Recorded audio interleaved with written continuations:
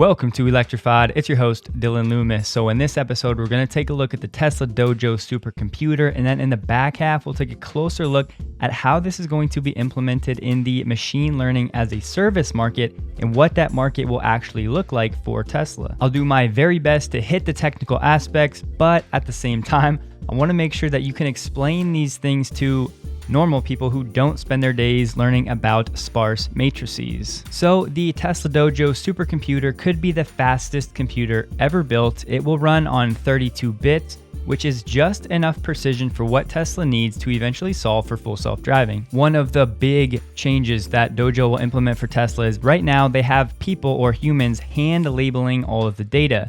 With Tesla Dojo, they will move to unsupervised learning, which is exactly what it sounds like. There are no humans supervising. It becomes a machine and a computer process where the computers are then labeling the actual data. And this is pretty simple when you think about it. You could have 50 employees and 50 salaries doing a certain amount of work, or you could have a Tesla Dojo supercomputer that can do the work of 500,000 employees. So the cost becomes a lot more cost efficient when you implement something like a supercomputer. Unsupervised learning is machine learning that uses data that does not have pre-existing labels. It looks through the data and searches for previously undetected patterns. You can then contrast this with supervised learning where you have humans hand labeling the data. With Tesla Dojo, they will now be labeling data in 4D, which is video with the element of time. Contrast this with previously, they were labeling things in 2D, which you can think of like images. So they're stitching together all of the data from the scenes, from the cameras on the cars into one video source, and then they're labeling that video source. And you can take it from Elon, this is essential to solving for excellent full self-driving. To do this, Tesla will be using a new type of chip called an NPU or a neural processing unit. You've heard of CPUs, central processing units,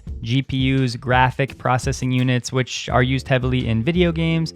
And then you have the NPU, which is going to be super specialized for machine learning. These NPUs are designed to do matrix math incredibly fast. These NPUs consume less power than CPUs and GPUs, and Andrej Karpathy has said that these NPUs will be specialized for solving for sparse matrices. A sparse matrix just contains mostly zero values. So if you take a look at this matrix, it is a very simple one.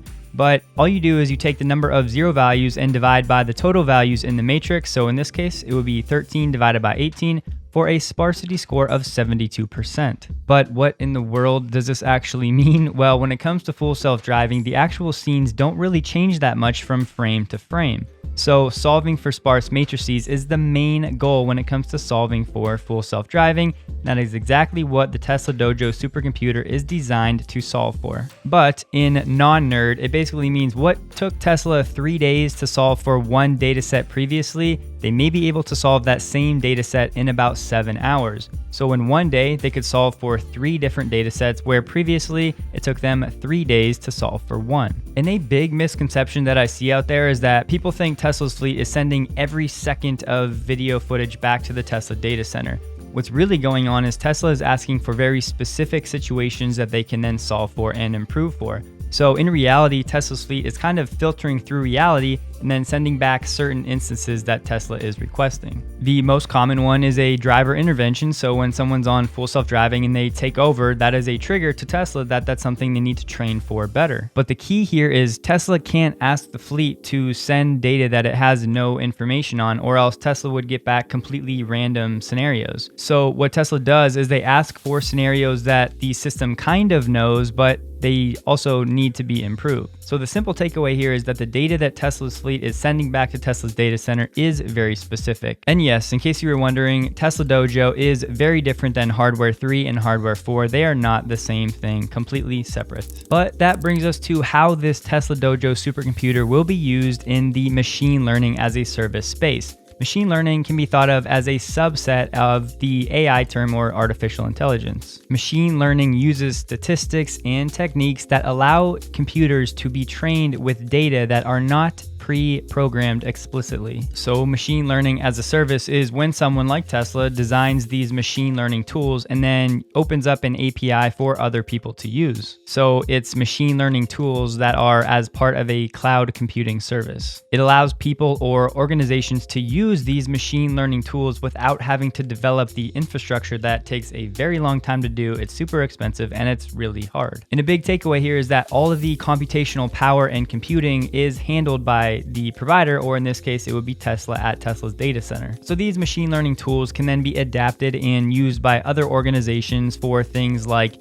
data visualization, which is what Tesla's doing with full self-driving, or facial recognition like Apple and the iPhone. And then you have language processing like Alexa. There are many more, by the way. Machine learning as a service can also help companies with data management. So as these companies start to move their data from like on-site hard storage into the cloud, this is going to need to be organized so that these organizations can use their data effectively for the growth of their business. And as we know, data is crucial to the business world, and this is only going to become the case more and more. So right now, the space is really dominated by a few players. You have Microsoft Azure, you have Amazon with their AWS, Google's Cloud, and then you have IBM's Watson. And the global machine learning market is projected to grow from around $8 billion a year now to $30 billion a year in 2024. But drilling this down to machine learning as a service, it was around a $1 billion market in 2019, and that's projected to grow to about an $8 to $10 billion market by 2025. But regardless of what these numbers actually grow to, it is very clear that in the coming decade, machine learning as a service will continue to grow. That said though, I think it's reckless to just assume that Tesla Dojo Supercomputer will start generating tens of billions of dollars in machine learning as a service revenue right out of the gate. But if they do build one of the world's best supercomputers, which I strongly think they will do,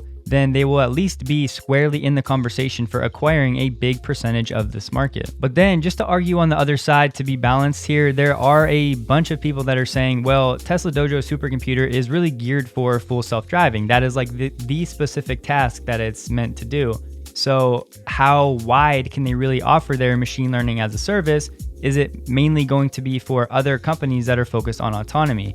It's a fair question, and Tesla really hasn't given us any information here, so for now, all we can do is speculate. And for me personally, I think that machine learning as a service for Tesla and the Dojo Supercomputer will be more of an afterthought until they can solve for full self-driving. The main push behind this Tesla Dojo Supercomputer is obviously full self-driving and autonomy. Tesla needs to be first to market with this technology.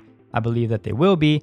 But the machine learning as a service, while it could be super valuable in years to come, I personally don't think it will be a main focus for Tesla until 2025 and beyond. But obviously, I am not an expert in this space. I know some of you out there are way smarter than I am, so feel free to chime in, correct me if you think I'm wrong. And I would love to hear what you guys think about the Tesla Dojo Supercomputer, not only for solving full self-driving, but how you see it being implemented as a software as a service. But that's all I got for you today. I hope that you learned something new. If you did, please take a second to like the video. I really appreciate it. Consider subscribing for more Tesla content. I'd love to have you on board. But with that, I look forward to seeing you in the next one. I hope that you have a great day. And it uses a sparse matrix that data that the Tesla, so in this case, tools, because